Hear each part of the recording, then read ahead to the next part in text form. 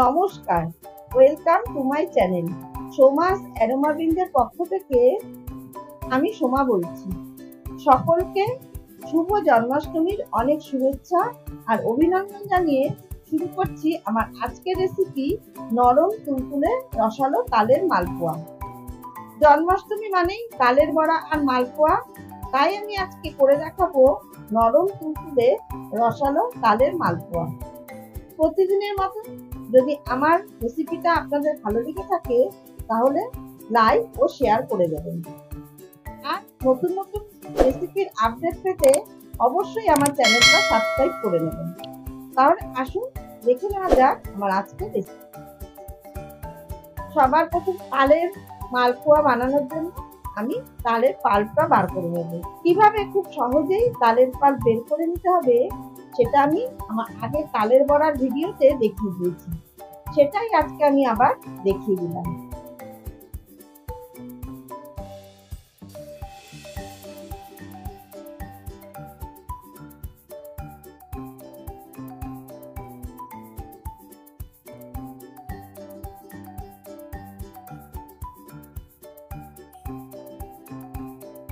এবারে আমি একটা বড় সাইজের বোল নিয়ে নিয়েছি। তার মধ্যে দিয়ে দিলাম 1 কাপ পরিমাণে সুজি, হাফ কাপ পরিমাণে কোরানো নারকেল, 1 কাপ চিনি, 1 কাপ ময়দা আর 1 কাপ তালের পাল্প, আর দিলাম সামান্য একটু লবণ।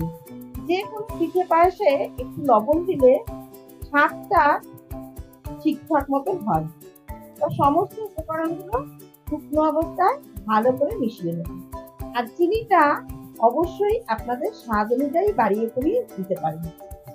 এবারে 1 কাপ পরিমাণে দুধ দিয়ে ভালো করে মিশিয়ে একটা ব্যাটার তৈরি করে নেব। ব্যাটারের ঘনত্বটা খুব পাতলা হবে না, আবার খুব ঘনও হবে না। আর দুধটা কিন্তু একবারে দেব না, আমি আগে 1 কাপ দিয়েছি, আবার এর মধ্যে হাফ কাপ পরিমাণে দুধ দিয়ে ভালো করে মিশিয়ে নিলাম। মেশানো হয়ে গেলে এই অবস্থায় আমি ঢেকে 30 মিনিট রেখে দেবো। ততক্ষণে আমি শিরাটা তৈরি করে নেব। তার জন্য একটা প্যানে দিয়ে দিলাম 1 কাপ পরিমাণে চিনি আর 1 কাপ পরিমাণে জল। এবার হাই ফ্লেমে চিনিটা মেল্ট হতে দেব। চিনি মেল্ট হয়ে গেছে, এবারে শিরার মধ্যে দিয়ে দিলাম হাফ চা চামচ পরিমাণে এলাচের গুঁড়ো। এলাচের গুঁড়ো শিরার সাথে ভালো করে মিশিয়ে নিয়ে দিয়ে দেবো সামান্য একটু জাফরান।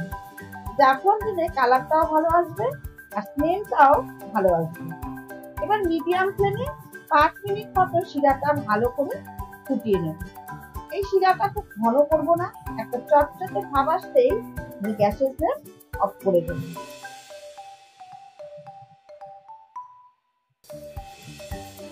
এবারে ব্যাটারের ঢাকনা তুলে আমি দেখে নেব, হ্যাঁ ব্যাটারটা সুজিটা জল অ্যাবজর্ব করে ব্যাটারটা একটু ঘন হয়ে উঠেছে।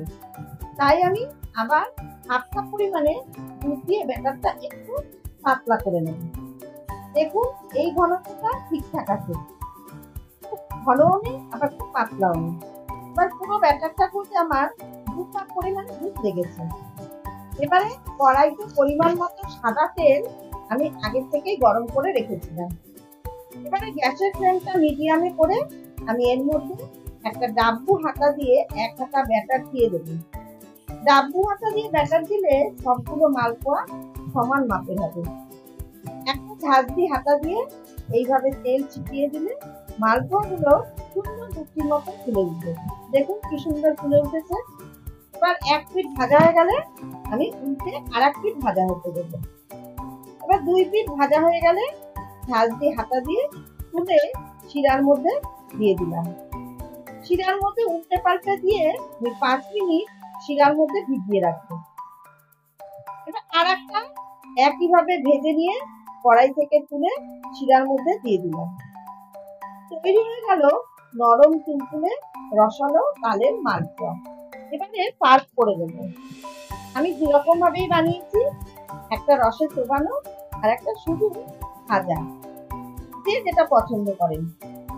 তাহলে দেরি না করে ঝটপট আপনারাও বাড়িতে তৈরি করে ফেলুন এইরকম নরম তুলতুলে রসালো তালের মালপোয়া। আমার আজকের রেসিপি যদি ভালো লেগে থাকে তাহলে অবশ্যই লাইক, কমেন্ট ও শেয়ার করবেন। ধন্যবাদ।